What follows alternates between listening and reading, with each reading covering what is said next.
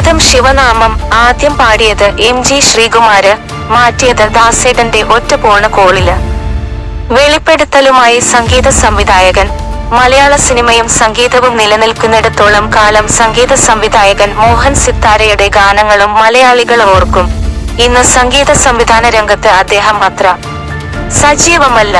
മലയാളികൾ ഒരിക്കലും മറക്കാത്ത ഒരു PAT ഗാനങ്ങളാണ് അദ്ദേഹത്തിൽ നിന്ന് പിറവിയെടുത്തത്. കാലം എത്ര കഴിഞ്ഞിട്ടും അദ്ദേഹത്തിന്റെ പാട്ടുകൾക്ക് ഇന്നും ഒരു പുതുമയുണ്ട്. പുതുതലമുറയുടെ പോലും ഉള്ളുതൊടുന്ന പാട്ടുകളാണ് അദ്ദേഹം ചെയ്തുവെച്ചത്.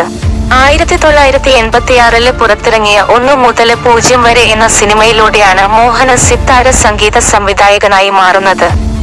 രാരി രാരീരം രാരോ, നീർമിഴി പീലിയില്, ഇല കൊഴിയും ശിശിരത്തില്, കാനനകുയിലിന്, പ്രമദവനിയില് വീണ്ടും, ഉള്ളി വാവാവോ, മേലെ വെള്ളിത്തിങ്കള്, കണ്ണീര് മഴയത്ത്, ഇന്ദ്രനീലം ചൂടി, കാണുമ്പോൾ പറയാമോ തുടങ്ങി മലയാളി ജീവിതത്തിന്റെ ഭാഗമായി മാറിയ നിരവധി പാട്ടുകൾക്ക് അദ്ദേഹം ഈണമൊരുക്കി.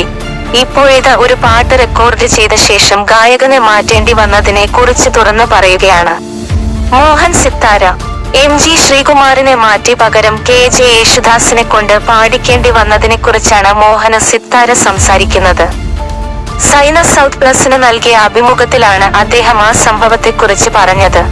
MG ശ്രീകുമാര് പാടിയ ശേഷമായിരുന്നു അദ്ദേഹത്തെ മാറ്റി യേശുദാസിനെ കൊണ്ട് പാടിക്കുന്നത്.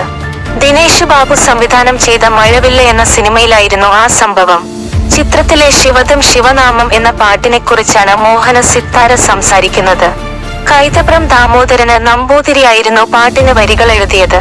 അന്ന് നടന്നത് എന്തെന്ന് MGക്കും അറിയാമെന്നും തനിക്ക് ഒന്നും ചെയ്യാൻ സാധിക്കുമായിരുന്നില്ലെന്നുമാണ് മോഹന സിത്താര പറയുന്നത്. അദ്ദേഹത്തിന്റെ വാക്കുകള് വായിക്കാം തുടർന്ന്.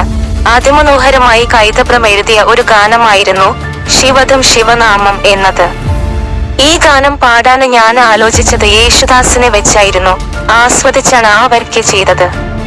എന്നാൽ യേശുദാസിനെ വിളിച്ചപ്പോൾ അദ്ദേഹം പറഞ്ഞത്, മോനെ എനിക്ക് ഭയങ്കര തിരക്കാണ്, ഒരാഴ്ച കഴിഞ്ഞേ ഫ്രീ ആകൂ എന്നാണ്. പക്ഷെ ദിനേശിനാണെങ്കില് ഷൂട്ടിന് സമയമാവുകയും ചെയ്തു. ഷൂട്ടിലെ പാട്ടിന്റെ ലിപ് മൂവ്മെന്റ് ഉണ്ടായിരുന്നത് കൊണ്ട് തന്നെ പാട്ട് എത്രയും വേഗം തന്നെ റെക്കോർഡ് ചെയ്യണമായിരുന്നു. അങ്ങനെയാണ് MGയെ കൊണ്ട് പാടിപ്പിച്ചത്. അങ്ങനെ ശ്രീകുട്ടന് അത് പാടി.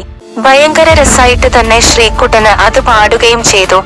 മോഹന സിത്താര പറയുന്നു. പക്ഷെ വിഷമിച്ചു പോയത് അവിടെയൊന്നുമല്ല.